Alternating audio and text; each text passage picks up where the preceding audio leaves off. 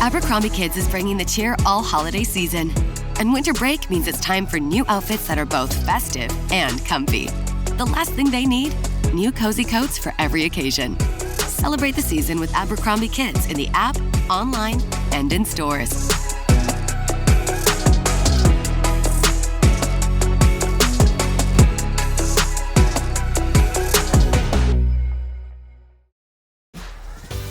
This episode is brought to you by LinkedIn. Psst, healthcare pros, word's out, and it's too good to keep quiet. Look, LinkedIn is revolutionizing job hunting, making it possible to search by specialty, shift preference, and salary. Endless scrolling is out. Whether it's a mental health therapist or dental hygienist, finding the perfect role is faster and easier than ever. Head to linkedin.com/healthcare and start your search today.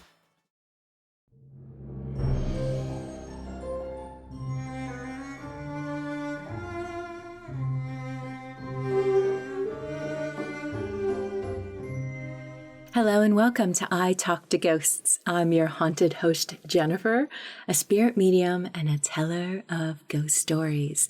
And tonight I have both for you, dear listener, a little bit of spooky and a little bit of spiritual.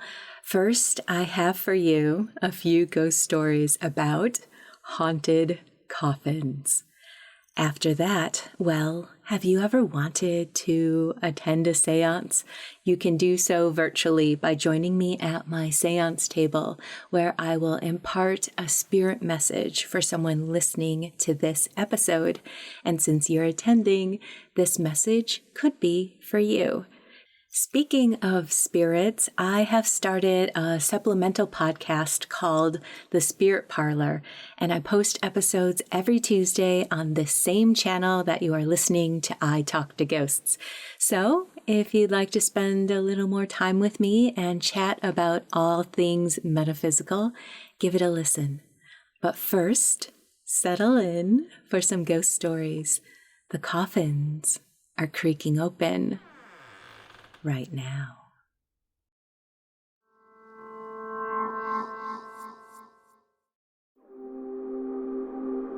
One of my uncles has a very interesting business. His primary job is making coffins. His coffins are beautifully engraved and made of great quality wood, mahogany, sandalwood, teak. His warehouse is conveniently right next door to his home. I recall one night in my 20s when I visited him and spent the night at his house.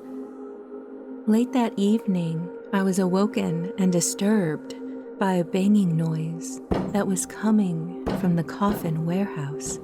I got out of bed to investigate, and I found my uncle awake and watching TV quietly. I asked him why he was still awake at such a late hour. He replied that he was waiting for a phone call and said I should go back to sleep. I agreed, but I mentioned the loud banging and knocking that had woken me up. What was that? He gave me the smallest of smiles and said, don't worry, that will stop soon." Not quite understanding what he meant by waiting for a phone call related to a banging or knocking, I left him for the night, and the noise did stop about 10 minutes later, followed by a phone call. I could hear him speaking softly, yes, I'll have the teakwood for you ready tomorrow," and then he hung up. In the morning, as family and coworkers gathered for breakfast, one of his workers told him the teakwood coffin was ready to be delivered to the funeral parlor. Still curious about the previous night's commotion, I again asked my uncle about the noise I heard. My uncle and my father looked at each other, and finally my dad offered this. "Well, whenever someone dies, the deceased always knock on a coffin that they choose, and then call your uncle to let him know which one they want. Usually after knocking and banging, there comes the phone call.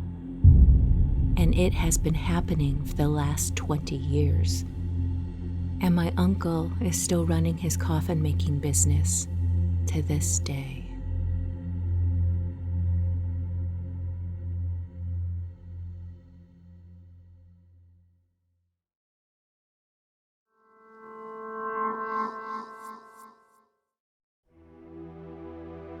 My grandmother and grandfather bought a house in 1942. They had only been married 4 months, and they were very happy to finally have a house of their own. It was a beautiful 2-story home and was about 60 years old at the time they purchased it. The house had a few grandiose features. When you walked through the front door, there were 2 big parlor rooms on both your right and left, and the house also boasted a nice-sized basement. My grandmother absolutely loved her new home, to the point that she felt nothing could ever make her leave it. After a long day of moving all their furniture in, they went to bed. The next morning, my grandmother was outside planting flowers when a woman from down the street approached her and introduced herself. They talked for about an hour or so about the neighborhood and the town. The neighbor woman was about to excuse herself when she said quietly, "You do know the history of your home, right?" My grandmother said no and was interested in finding out. The neighbor started telling her about the old funeral home that used to be her new house. My grandmother was startled to hear this. After the neighbor left, she went inside to look around. She finally realized why the 2 parlors were so big. They had been viewing rooms for the deceased. This frightened her. My grandfather came in from the yard and found my grandmother in one of the parlors still walking around and thinking. She told him about what the neighbor woman had said about their home, and he said, "Oh, I don't believe that. That's just neighborhood gossip." That night, though, my grandfather couldn't sleep. He walked downstairs into one of the parlors, and he sat down to listen to a news broadcast. After about an hour, he became tired, so he thought he would go to bed. He got up, turned off the radio, and walked to the stairs. As he came out of the parlor, he was stopped by what he thought was the sound of a strong howling wind coming from out of the kitchen. The next thing he saw frightened him beyond belief. A ghostly pine casket with a woman inside it rolled through the hallway and stopped right in front of him. He let out a scream of terror that woke my grandmother, who shot out of bed and ran to him. She saw him standing there in absolute shock. She called out to him in a panic, "What's wrong?" All he could reply was, "I want out of this house. I want out."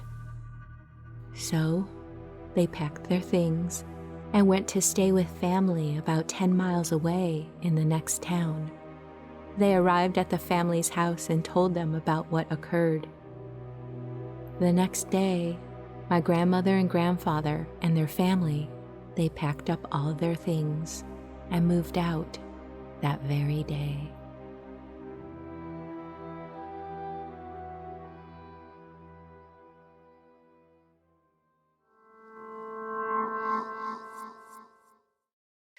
Hello and welcome back to I Talk to Ghosts. I have a message from the spirits this evening, so thank you for joining me at my seance table.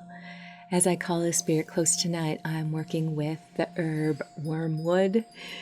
Wormwood is said that the scent of it can help boost your psychic abilities. And it is said if you burn wormwood in a graveyard, you will summon a spirit to come communicate with you. If you keep it near you as a bit of a talisman or part of a charm, it's a very good protective herb to keep negative energies away from you. So I'm going to clear my mind and call a spirit close. My intention is for this spirit to come close with a message for someone listening to the podcast. Tonight I have someone's sister coming close. She's showing me she really loved baking Easter seemed to be a bit of a celebration highlight for her. She just loved the colors and the spring imagery, and she would bake a rabbit cake every Easter. She's admitting she had a little bit of a prickly personality. She says she just really found comfort in controlling situations, and tendency towards perfectionism kind of made her butt heads with people every once in a while. She is saying that she was a Virgo, and Virgos are like that. I don't know if that's true, but that is what she's offering. Yeah, and running. She really enjoyed running for exercise, and being outside and pushing herself. Feels like marathons to me. I'm seeing like a big wheel, like one of those that kids can ride. I think this belongs to your son. Perhaps it was a gift from her. Oh, what is she saying? It stayed at her house. I think she had a safe driveway for it. Her message for you tonight is she wants to encourage your intuition and your spirituality. I think things have been a little challenging for you lately, and it's really influenced your outlook on things. And she hopes to have you hear this message that it can nudge you out of that a little bit. Always know that the universe is grander than any given situation, and things naturally change and evolve. And in the meantime, anything you can do to connect with the wonder of life and your own intuition with things. And she says that is much more your natural state. So just come home to yourself. She just loves you very much and wants to offer you her support. Feels like the two of you have a joke about wearing a crown. So don't forget to wear your crown. She loves you. Right? I think I'm going to leave it at that. If this message resonates for you, please reach out, because I do really love to hear. Thank you.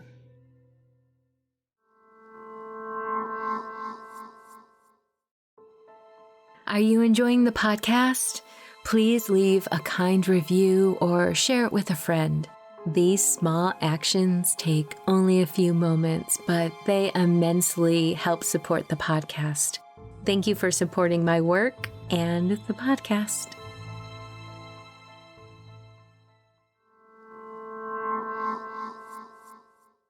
And with that, dear listener, we have reached the end of this episode of I Talk to Ghosts. I hope you've enjoyed my spirit work this evening. If it related to you, please reach out. And I also hope that you enjoyed the spooky, haunted, coffin ghost stories I shared with you.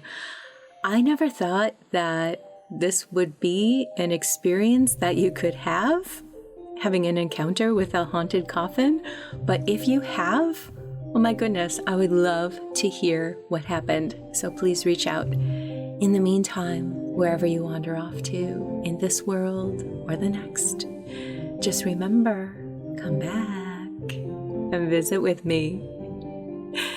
Have a lovely evening and good night.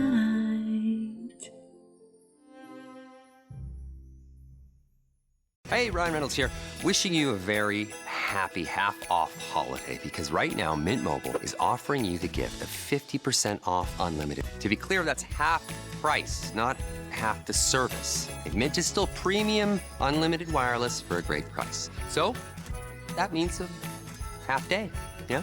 Give it a try at mintmobile.com/switch. Upfront payment of $45 for 3-month plan, equivalent to $15 per month required. New customer offer for first 3 months only. Speed slow after 35 gigabytes if network's busy. Taxes and fees extra. See mintmobile.com.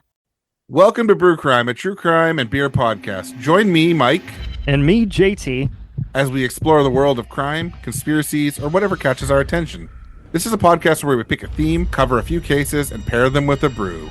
Between themes, we do what we call Brew Crime News, a funny look at current news stories, be it crime, animals, sports, or even celebrities. You can find us on all social media at Brewcrime. Our website is brewcrime.com, and you can find us on any podcast app at Brewcrime Podcast. Join us as we discuss the horrible crimes that surround us, and maybe, definitely, tip a bottle or two back as you do it. Drink with us weekly.